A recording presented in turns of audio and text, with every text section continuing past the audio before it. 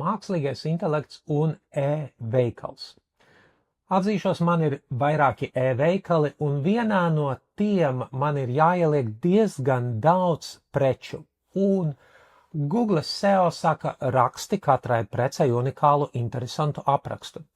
Dažreiz tas sastāda lielas galvas sāpes. Tas, ko es izdarīju, izveidoju asistentu mākslīgā intelekta, kuram es iedodu tikai vienu rindiņu ar pamat parametriem, un tad mākslīgais intelekts uztaisa garu aprakstu, 3000 zīmes, īso aprakstu, 250 zīmes, meta tāgus, H1, keywordus, produkta tāgus un visus citus parametrus gan latviski, gan angliski, burtiski 15 sekundžu laikā.